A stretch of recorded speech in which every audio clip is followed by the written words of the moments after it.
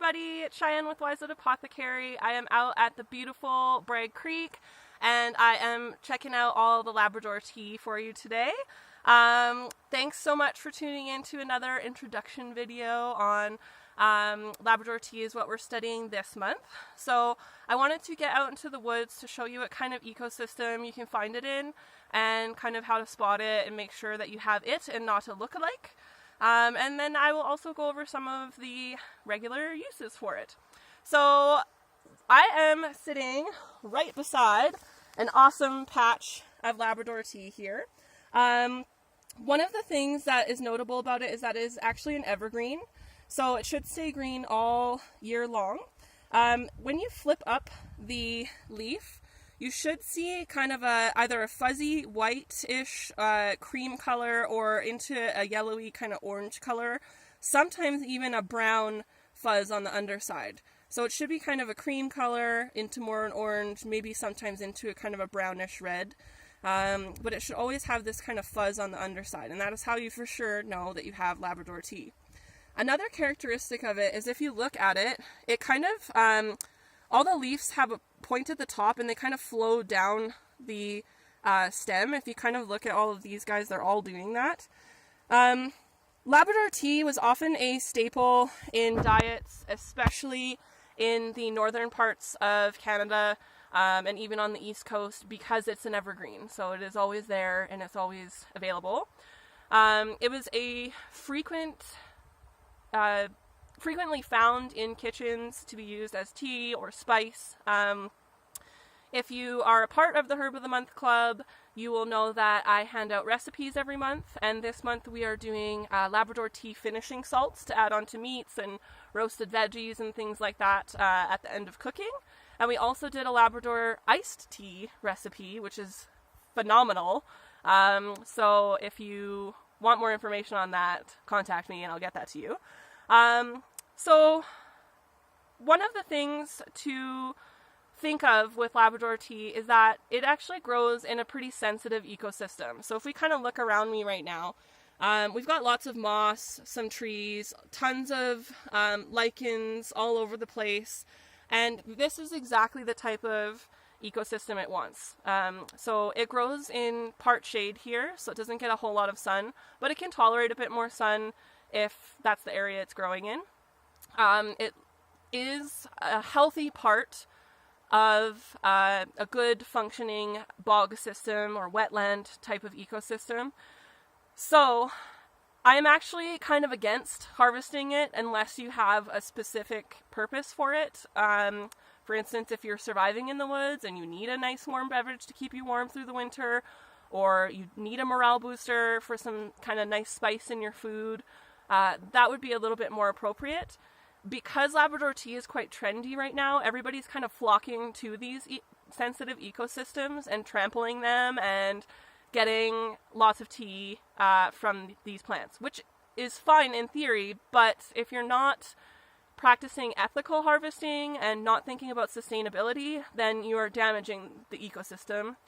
Labrador tea is a very slow growing plant, so it takes a long time to produce these leaves. So you have to take that into consideration when you're harvesting. It's a good idea to take a little bit from each mature plant in the area rather than taking all from one plant or finding little baby ones and taking from there. You want to find a nice, healthy, mature population of it. Better yet, grow it or get it from an ethical grower somewhere else who is growing it, like cultivating it to sell. So the ecosystem where I am right now is very healthy and well established, so there's tons all around me. I don't know if the video is picking them up very well, but they're all over this hillside and all over this hillside, so they're quite literally everywhere around me. If you want to make a tea from it, it is important to know that the leaves contain a chemical called ledol, which is actually technically a narcotic toxin. In small doses, like in a couple cups of tea that were properly prepared, it's not a big deal, and also there's not going to be much in there if it was properly prepared. If we were to prepare it properly, you could have 1 or 2 cups a day and be totally fine. How to prepare it properly is the key. So if you want to make it into a tea, normally you boil water and pour it over the herbs, and most of the times you cover it so that the oils stay inside. With Labrador tea, you actually want to uncover it, have it uncovered while it's cooking, so that any of the lethal toxins can just dissipate into the air and you don't really have to worry about it. Another key part of making the tea is to make sure that you're not cooking it for too long. So a short time uncovered is ideal. If you drink lots and lots of Labrador tea and you're always covering it and you're always cooking it for a long time, you're going to possibly have some of the poisoning symptoms like nausea, vomiting, and in extreme cases, paralysis, and in very extreme cases, death. So it is important to think about, and I find a lot of herbalists are not telling that part of it. It's not something to be afraid of, it's just something to know when you're using it. For example, stinging nettle stings. That doesn't mean we should avoid it, it just means we should know that it stings and be careful on how to handle it. So yes, Labrador tea is drinkable and is quite a morale booster with a little bit of cream and sugar. It's often combined with licorice root as the sweetener instead. And it's just a very uplifting, kind of relaxing tea to have. One of the more practical functions of it for like survival uses is that you can actually hide branches of it with the leaves in your wool and grains and things like that to help deter pests and insects. So for example, it is good for helping to deter mice, lice, things like that. So it is important to have around.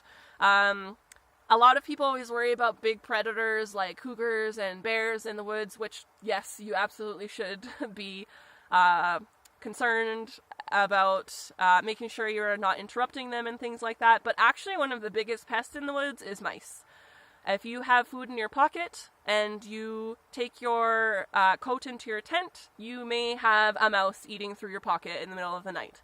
So, having some of the Labrador tea branches stored with your wool and grains and things like that in your shelter as you're trying to survive would be a great help in ensuring the longevity of those things. Another thing that you can do is actually use the leaves to stuff a pillow, for example. There are certainly better things to stuff a pillow with, like cattail fluff, for example, which is often found in similar ecosystems to this. So nice, wet, boggy, wetlandish kind of areas. And also you can make a strong decoction or a tincture from the leaves and stems and use that to actually kill mice. So that is playing into the lethal toxin that I was talking about earlier. It is super important to know that, yes, Labrador tea leaves are smokable. It is found in quite a few smoking mixtures, but again, you have to be very careful about who you are, how much you're having, and where you are. Because if you are one of those people where it may cause paralysis you do not want to be in a dangerous situation where you can't then leave. So it is important to know your body and know your sensitivity levels to narcotics before you try smoking Labrador tea. I highly recommend, if you do want to get into that you do it in a mixture, not just a sole like rolled cigarette of Labrador tea. That would be too much. So yeah, just to sum everything up, please avoid harvesting this plant unless you actually need to, or if you want to experiment, get it from somebody who is growing it or who harvested it ethically. I myself do not wild harvest Labrador tea. I usually find little bits here and there to get from somebody who did wild harvest it. It's just in Alberta, we don't have a lot of healthy wetlands, so I don't want to take anything away from it. Anyways, thanks so much for coming along on my introduction, and if you have any questions or any experience with Labrador tea that you want to talk about, feel free to comment or message me, and I will get back to you. So thanks so much for joining me. Bye!